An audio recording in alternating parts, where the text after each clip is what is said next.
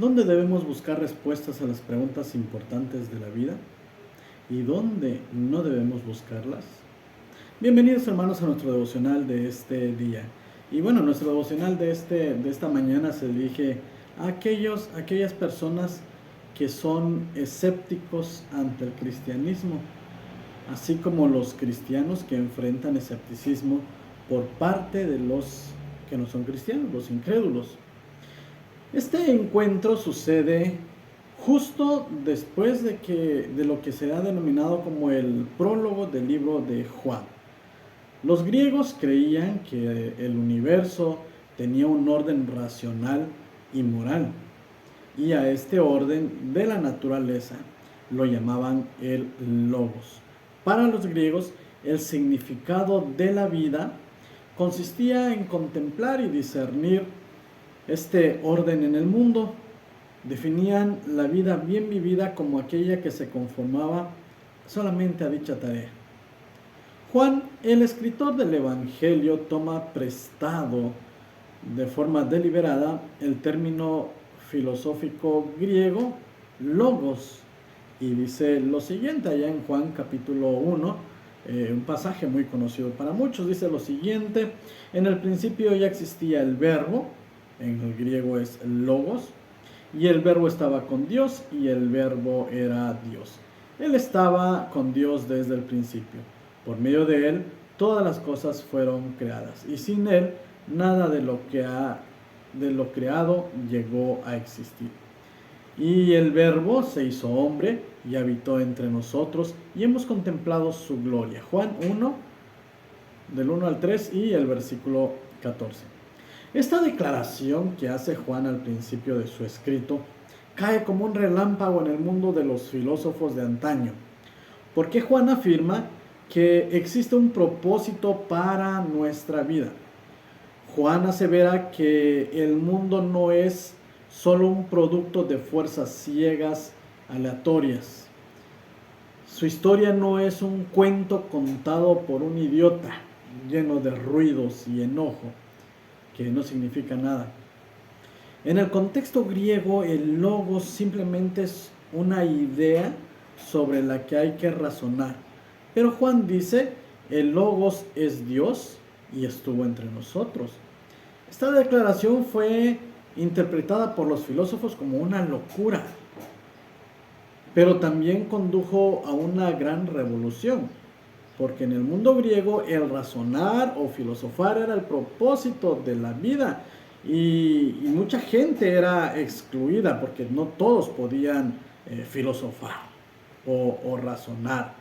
Pero la propuesta del Evangelio de Juan es que la vida bien vivida se encuentra en una relación con una persona, una relación que estaba disponible para cualquiera, donde sea, de cualquier trasfondo. Y para demostrar esto, para demostrar esta idea de Juan de que la vida bien vivida está en una persona, nos comienza contando una historia sobre un personaje importante que se llama Natanael. Algunos estudiantes, ustedes pueden leer si gustan este capítulo completo de Juan 1 en su casita. Algunos estudiantes ya creían que Jesús era el Cordero de Dios, pero Natanael era un escéptico. ¿Qué es un escéptico? Un escéptico es una persona que cuestiona o duda de las afirmaciones o creencias establecidas, especialmente de la religión. Bueno, Natanael era uno de ellos. Dice la Escritura, al día siguiente Jesús decidió salir hacia Galilea y se encontró con Felipe y lo llamó, sígueme. Felipe era del pueblo de Betsaida, lo mismo que Andrés y Pedro. Felipe buscó a Natanael y le dijo, hemos encontrado a Jesús de Nazaret, el hijo de José, aquel de quien escribió Moisés en la ley y de quien escribieron los profetas. De Nazaret, replicó Natanael. ¿Acaso de allí puede salir algo bueno? Ven a ver, le contestó Felipe. Cuando Jesús vio que Natanael se le acercaba, comentó, aquí tienen a un verdadero israelita en quien no hay falsedad. ¿De dónde me conoces?, le preguntó Natanael. antes de que Felipe te llamara cuando estabas bajo la higuera, ya te había visto. Rabí, tú eres el Hijo de Dios, tú eres el Rey de Israel, declaró Natanael. ¿Lo crees porque te dije que te vi cuando estabas bajo la higuera? Vas a ver cosas más grandes que estas. Y añadió, ciertamente les aseguro que ustedes verán abrirse el cielo y los ángeles de Dios subir y bajar sobre el Hijo del Hombre. En esta narrativa del Evangelio de Juan, encontramos a este personaje llamado Natanael, su encuentro con Jesús, y nos ofrece una gran lección para nuestra vida. Nosotros, como Natanael, hay momentos de escepticismo tal vez en la vida cristiana, o nos hemos encontrado con alguien que cuestiona todo, al igual que Natanael. Primero encontramos ese escepticismo en Natanael. En Juan 45 y 46 vemos a Natanael expresando abiertamente esta idea de escepticismo ante la idea de que el Mesías de quien le están hablando pudiera surgir de Nazaret, porque todos en Jerusalén menospreciaban a las personas de Nazaret, de Galilea. Natanael no podía creer que alguien de un lugar como Nazaret tuviera las respuestas a todas las preguntas de la vida. ¿Me estás diciendo que esa persona tiene las respuestas y que viene de Nazaret? Pues yo lo dudo, dice Natanael. Y no es una sorpresa si te encuentras con alguien que menosprecie el cristianismo de la forma como Natanael lo hizo. Si esa es tu actitud hacia el cristianismo, entonces te tengo dos sugerencias en esta mañana para ti, porque creo que tienes dos problemas a resolver. El primero es que esta clase de ignorancia siempre es mortífera. Es una ignorancia que mata toda creatividad y resolución de problemas, sin mencionar toda clase de esperanza para establecer una relación. Y el segundo problema es aún más sustancial. Al desechar el cristianismo, desechas también lo que probablemente son tus valores más profundos. ¿Por qué? Porque el cristianismo originó una de las ideas fundamentales de la vida, y es la civilización pacífica. El cristianismo dijo que debes de amar a los enemigos en vez de matarlos. Otro concepto impulsado por el cristianismo es que todo ser humano, sin importar sus talentos, su riqueza, su género o raza, es hecho a la imagen personal de Dios y por tanto tiene dignidad y tiene derechos. Otra perspectiva tomada por sentado hoy día, que proviene también de la Biblia, es que debemos cuidar a los pobres. Toda otra religión o filosofía humana dice que si quieres mejorar al mundo o a ti mismo, entonces necesitas esforzarte y vivir y vivir de cierta forma. Pero el cristianismo dice exactamente lo opuesto. Toda otra religión y filosofía dice que necesitas hacer algo para enlazarte con Dios. Pero el cristianismo dice que Jesucristo vino a hacer por ti lo que tú no puedes hacer por ti mismo. Para Natanael esto era totalmente nuevo. Sus expectativas y sus prejuicios llevaron a cuestionar la validez de que si Jesús era el Cristo esperado.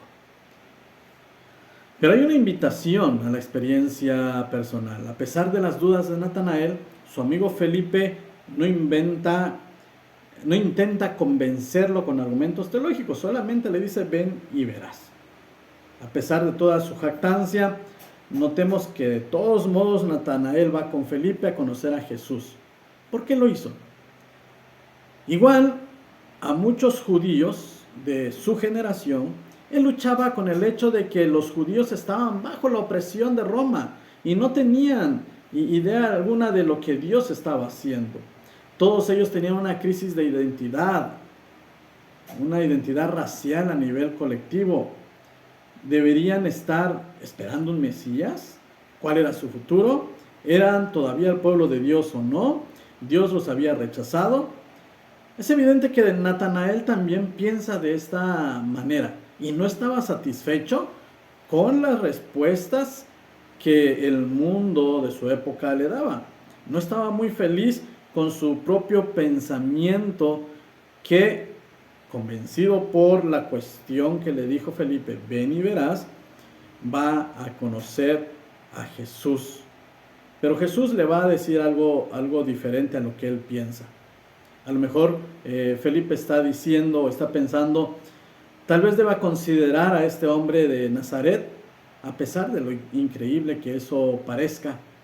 Y allá va Natanael a conocer a Jesús. Y ahora se da ese encuentro con Jesús. Cuando se encuentran Jesús y Natanael, experimenta un momento de revelación sorprendente. Jesús le dice dos cosas cuando ve a Natanael. Primero le dice,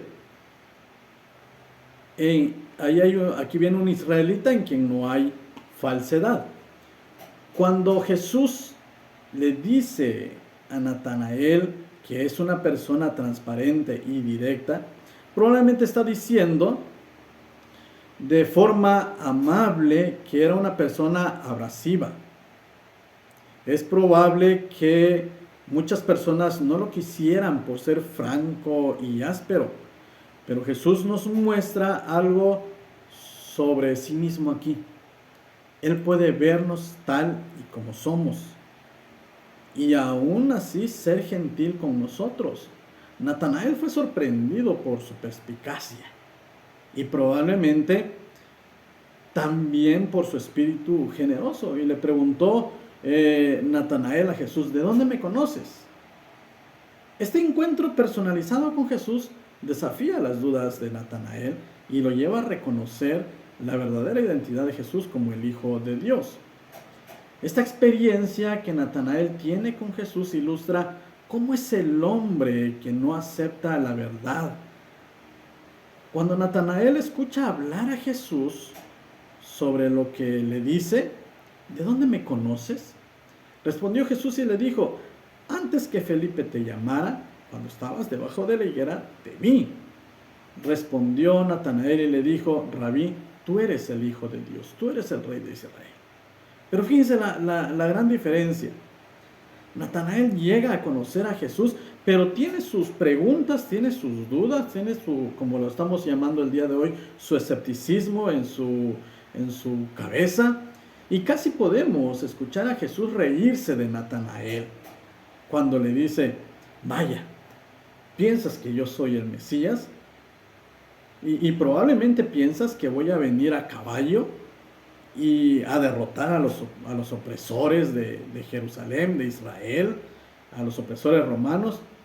Pero Jesús le dice algo importante, pero yo te voy a mostrar cosas mucho más grandiosas de lo que tú estás pensando. Porque Jesús se presenta como el verdadero Logos cuando le dice a Natanael, porque te dije, te vi debajo de la higuera, ¿crees? Pero te aseguro que cosas mayores que estas verás.